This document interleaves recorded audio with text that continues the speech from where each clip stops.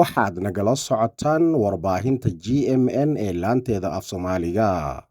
Wararkeenna waxaad nagala socon kartaan barteena Facebooka iyo YouTube-ka GMN af Soomaali.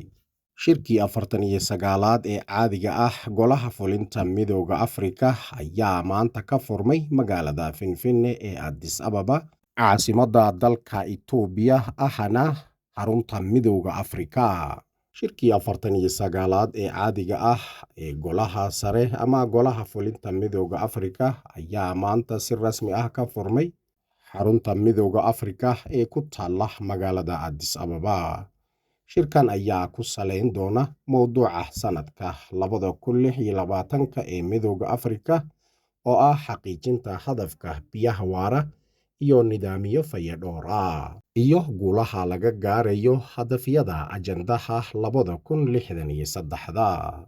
Shirkan oo uu soo agaasimay Guddiga Midowga Afrika oo socon doona muddo 2 maalmood ah, waxaa ka soo qaybgalaya wasiiradaha arrimaha dibadda ee wadamada xubnaha ka ah urur, iyagoo kaga wada hadli doona ajandayaasha muhiimka ah ee tixgelinta koobaad leh iyo sidii loo dardargelin lahaa isku dhafka qaaradda Afrika. Inta uu shirku socdo, wasiiraduhu waxay dib u eegis ku samayn doonaan warbixinta guddiga dabagalka ah ee ajandaha 2063 oo ay ku jirto qiimeynta heerka ay marayso hirgelinta heshiisyadii iyo hababkii shaqo ee Midowga Afrika oo AU ee hore iyo kan hadda ee Midowga Afrika AU. Shirkan Golaha Fulinta ayaa qayb ka ah dadaalada Midowga Afrika ee ku aadan istiraatiijiyadda siyaasadda iskaashiga ah iyo dardargelinta hirgelinta ajandayaasha qaaradda.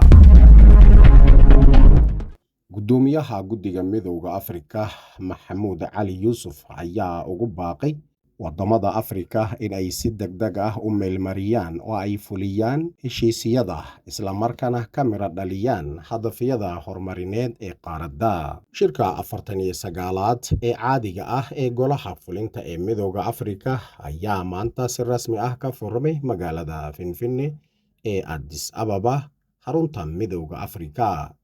Gudoomiyaha Guddiga Midowga Afrika Maxamuud Cali Yuusuf oo ka hadlay furitaanka shirka ayaa sheegay in Afrika si buuxda ay u wajahayso saameynta ka dhalatay isku dhacyada ka socda Bariga Dhexe. Wuxuuna tilmaamay in dhacdooyinka noocaasi oo ay arqaladeeyaan jidadka sahyada caalamiga ah, taasina oo ay sababtay in aad kor u kacaan qiimaha shidaalka, badeecadaha iyo agabka aasaasiga ah. Dhanka kale, gudoomiyaha wuxuu xusay in heer halis ah ay gaareen khataraha argagixisada iyo caafimaad darrada. Ugu dambeyntii, wuxuu ugu baaqay dowladaha xubnaha ka ah Midowga Afrika in ay si degdeg ah u meelmariyaan heshiisyada sharciga ah iyo dukumiintiyada muhiimka ah si loo hirgeliyo ka dhabaynta hadafyada horumarineed ee Midowga. Wasiirka Arrimaha Dibadda ee Itoobiya Dr. Gideon Timotheus ayaa sheegay in ay tahay in Afrika ay dhisto ilo dhaqaale oo waara oo lagu kalsoonaan karo si ay u kordhiso saameynta iyo muuqaalka ay ku leedahay fagaarayaasha caalamka. Kala fadhiga 49aad ee Golaha Wasiiradaha Arrimaha Dibadda ama Golaha Fulinta Midowga Afrika ayaa ka socda magaalada Addis Ababa, iyadoo halku-dhig looga dhigay shirkani xaqiijinta ajandaha Afrika ee 2063, iyadoo ajandaha sanadkan ay ku jirto helitaanka biyaha ee waara iyo nidaamka fayadhowrka. Wasiirka Arrimaha Dibadda ee Itoobiya Dr. Gideon Timotheus ayaa tilmaamay in tartanka juqraafiyadeed ee geopolitics, isbeddelka teknolojiyadda iyo saameynta isbedelada ay isbedelo muhiim ah ku samayn karaan nidaamka caalamka. Wuxuuna sheegay in Afrika ay tahay in ay ka faa'iidaysato xaaladaha isbedelka badan ee aan la saadaalin karin ee caalamka ka jira. Sidaasi darteeda, Afrika waxaa looga baahan yahay inay u adeegsato fursad ahaan. Wasiirku waxaa kale oo ku dhiirigeliyey hay'adaha qaaradda in ay sameeyeen dib u habeen ku salaysan xaqiiqda cusub ee caalamka. Wuxuuna carabka ku adkeeyey in ay si Afrika u yeelato saameynteeda caalamiga ah ay tahay in ay lahaato ilo dhaqaale oo waara oo lagu kalsoonaan karo.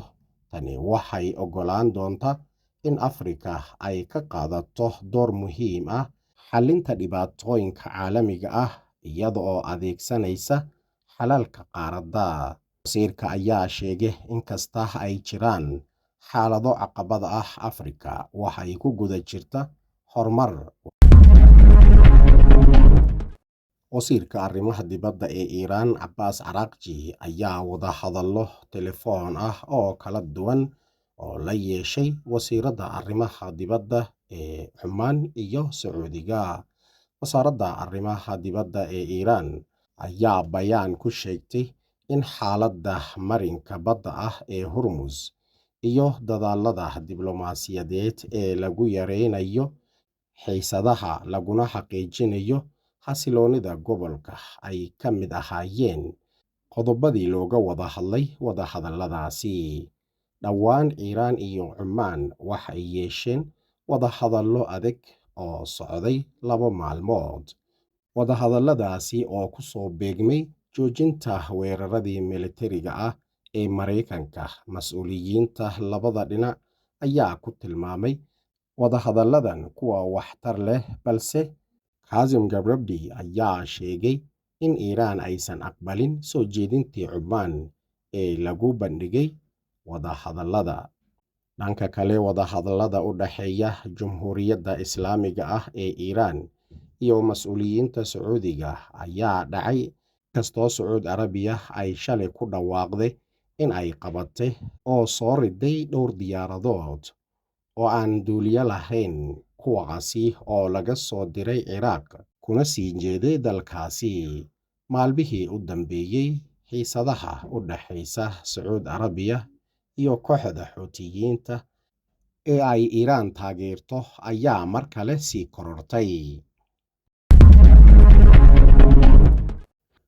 Warbaahinta Masar ayaa sheegtay in Masar ay Itoobiya u soo jeedisay shuruudo ku saabsan gaadhinta Itoobiya ee Badda Cas. Warbaahinta Masar ayaa warisay in Masar ay soo jeedisay soo jeedin cusub oo lagu taageerayo dadaallada Itoobiya ay ku gaadhayso Badda Cas. Sida ay sheegtay warbaahinta Masar in ay diyaar u tahay in Itoobiya ay ka caawiso wadahadallada ay la gasho dalalka deriska ah si ay u hesho Badda Cas, iyadoo shuruudda looga dhigayo in Itoobiya ay jilciso mowqifkeeda ku aadan biyo-xidheenka weyn ee webiga Abay. Qorshaha cusub ee 4 qodob ka kooban ayaa loo diray Ra'iisul Wasaare Dr. Abiy Ahmed iyo madaxweynaha Mareykanka Donald Trump. Haddii Itoobiya aysan aqbalin soo jeedinta Masar, waxay abuuri doontaa caqabado iyadoo kordhinayso howlaheeda Badda Cas iyo Koonfurta Badda Cas. Dhanka kale, Tibor Nagai oo ah kaaliyaha xoghayaha hore ee arrimaha Afrika ee wasaaradda arrimaha dibadda ee Mareykanka ayaa si adag uga falceliyey kadib markii Masar iyo Eritrea ay dhowaan sheegeen in dalalka xeebaha oo kaliya ah ay xaq u leeyihiin in ay go'aan ka gaaraan Badda Cas. Diblomaasigan wuxuu ku dooday in haddii dalalka xeebaha oo kaliya ay xaq u leeyihiin in ay go'aan ka gaaraan Badda Cas, markaasi waxaa macquul ah amaba waxay ka dhigan tahay in kaliya waddamada soo saara amaba ka soo baxa biyaha webiga Abay ay xaq u leeyihiin in ay go'aan ka gaaraan isticmaalka webiga.